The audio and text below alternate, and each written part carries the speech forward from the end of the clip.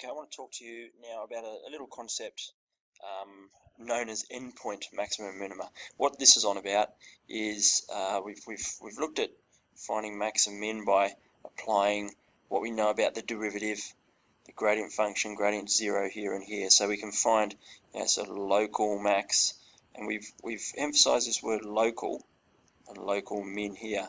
We've emphasized the word local because when we talk about function values, this is just a maximum in its locality.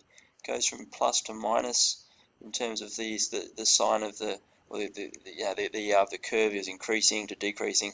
The sign of the derivative or the gradient is positive here to minus.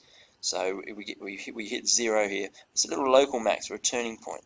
It's not a max by any means, because you can see what's happening here with the function. It goes off to infinity in this direction, and it goes off to infinity in this direction, or minus infinity. So these are localized max and min.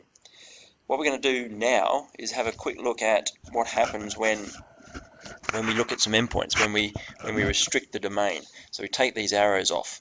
So we take the arrows off and we say, right, we take the arrows off and we look at what happens when we pull it back and we have an endpoint. Maybe an endpoint's there and the endpoint's there.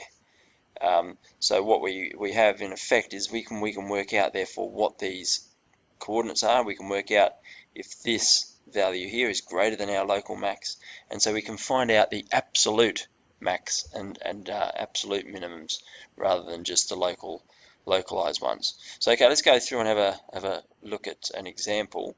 Alright, perhaps just a point there on what we've just said. Restricting the domain of a function allows us to locate or find or find the absolute max and min values. The emphasis is on the word absolute there, as opposed to local. Okay, so let's check an example. Again, from your textbooks on page 599. Okay, this is let a function be defined across -2 to 4. So what that means, square brackets including -2 to 4. So that's the domain to R, which is the range. Right, so this is range.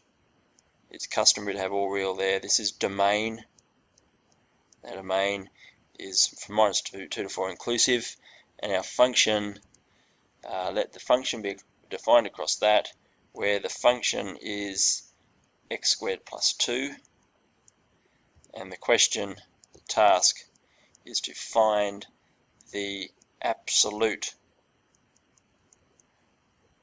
max and the absolute min value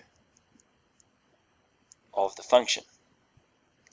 Okay, so what we're doing here is we're finding out the max and min, excuse me, but we're going to find the absolute max. We're going to find out across this domain, we're going to find it, because it is only defined across that domain. So we can find out the max and min values without having to temper that with this talk of locality. So let's get to work. What we're going to need to do is have a look at three things. We have to look at the endpoints, so the value of the function here and the value of the function here, and also any turning points that exist in this function. So we're going to need to find f dash x, which is in this case just 2x, which is equal to 0 at x equal to 0 and y will equal 2. So we've got a stationary point, or a turning point at 0, 2. Now because it's a quadratic, it's concave up, we know that that's going to be a minimum. We know that's a min, or I should say a local min. which should make a lot more sense now that we've brought in this concept of the absolute. So if we just have a look now at what this graph looks like, we've got a little local min at 0, 2, and so it's x squared plus 2, so it's just a standard x squared parabola that's been vertically translated up to 2, but we're only going from -2 to 4. So let's get -2 to 4. So it's we've got an endpoint here at -2. So we're going to work out the value of y there, and we've got an endpoint here 4. We're going to work out the y value there. So at -2, we're going to put that value of -2 in here. We're going to square it, get 4, add 2 is 6.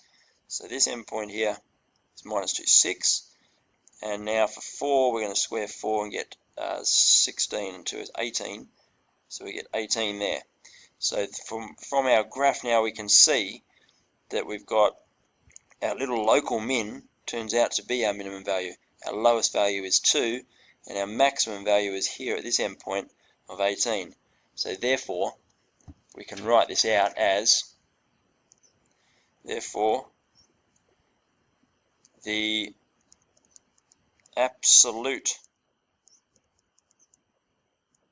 maximum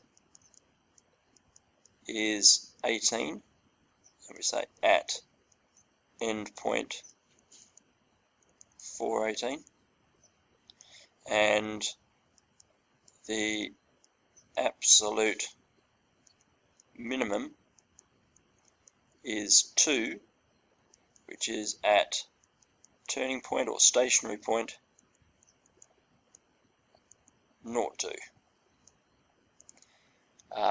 And that's it. That's all we need to talk about. So I think we're now right to go with exercise 20F, starting on page 601. And if you want to get started, I'll write out some questions for you. Right, I've had a look at the questions. I reckon these are the ones to go for: 3, 4, 5, 7, 9, and 12. So if you if you'd like to get started, you can get 1 or 2 of those done before class if you've got time. If not, that'll be our work for when I see you on Wednesday. Okay, cheers.